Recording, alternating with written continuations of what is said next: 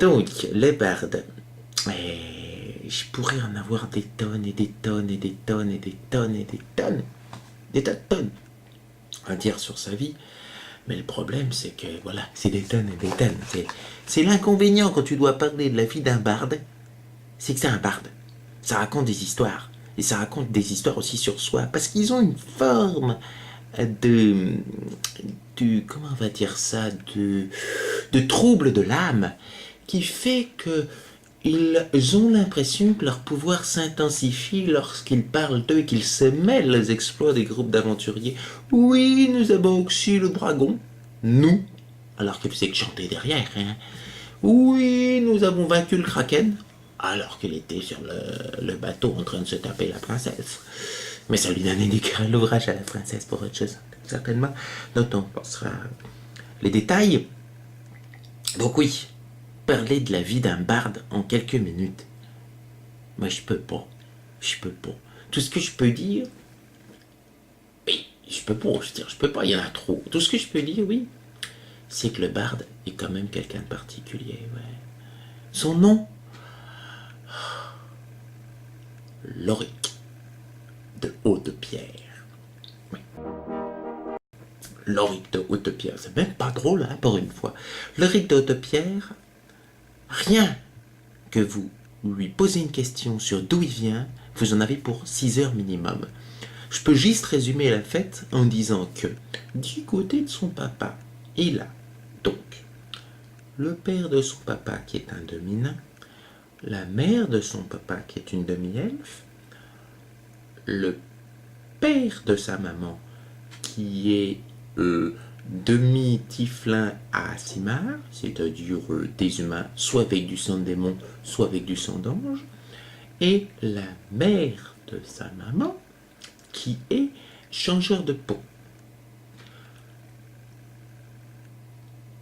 Normalement,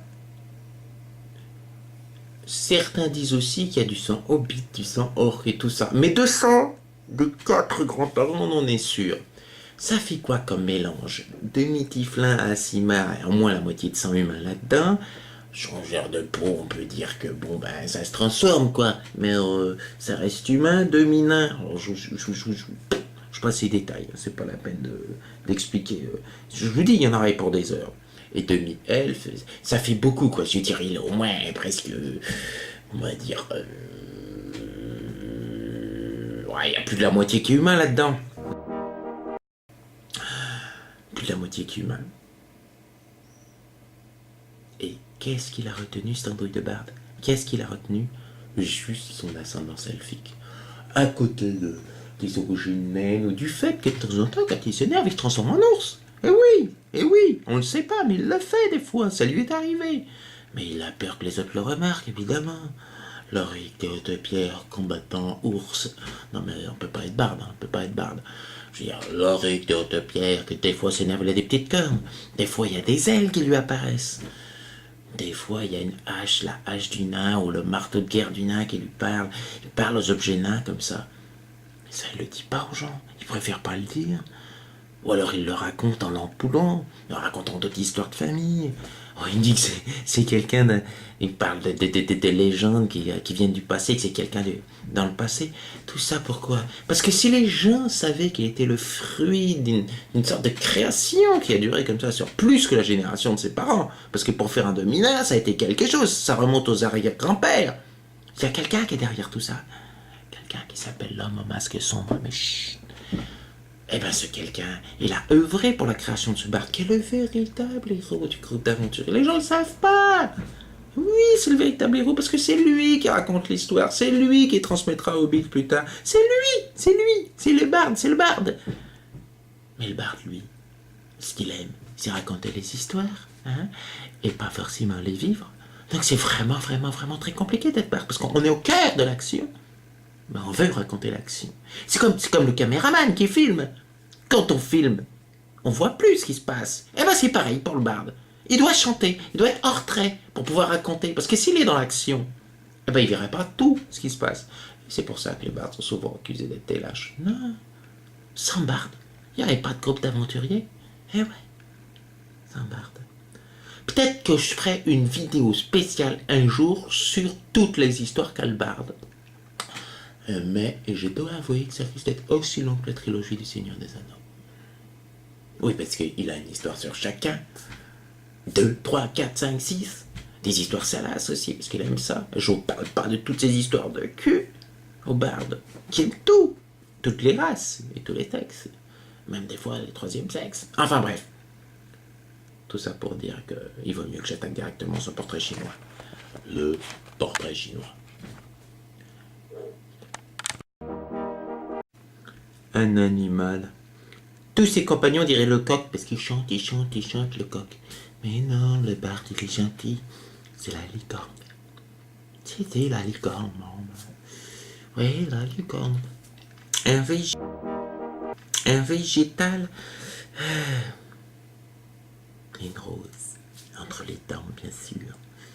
Sinon, le lierre aussi pour grimper au mur des châteaux ou descendre rapidement quand tu fuis des amants ou des maîtresses. Une partie du corps. Oh ben, normalement, un barde, c'est le corps vocal. Mais non, lui, il a envie de répondre le cœur, car c'est le cœur qui fait l'âme des gens. Du chant aussi. On chante avec son cœur, on dit, voilà. Un pouvoir.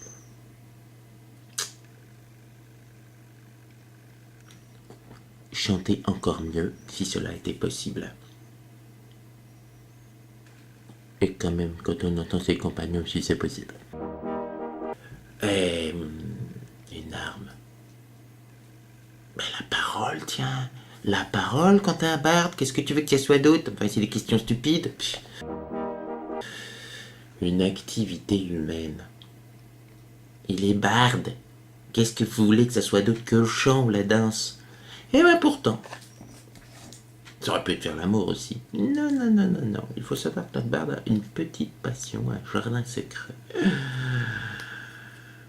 La généalogie.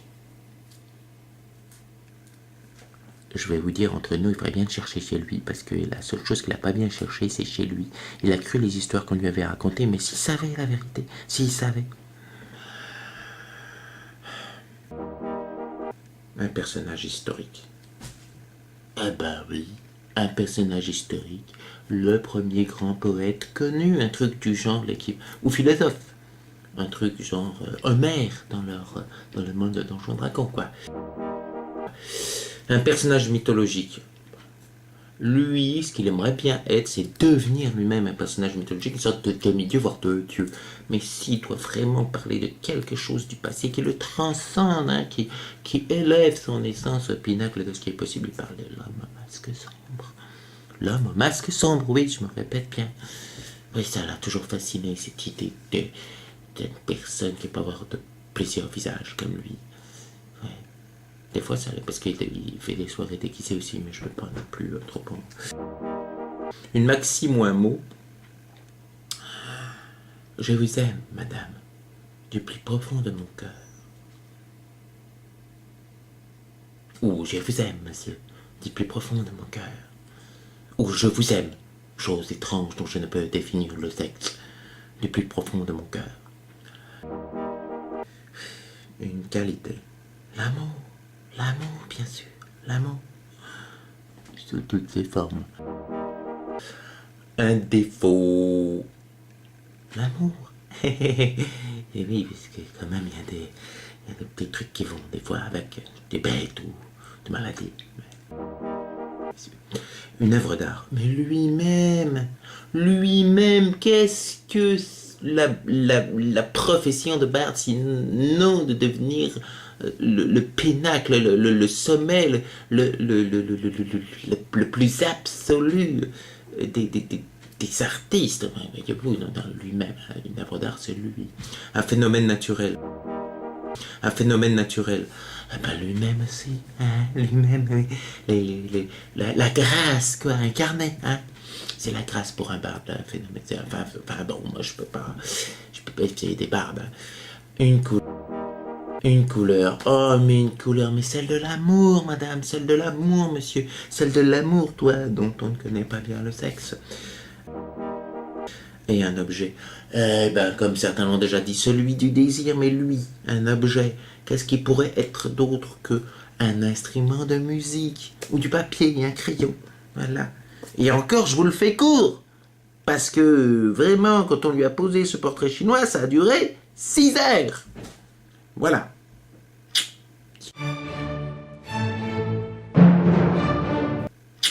C'est tout.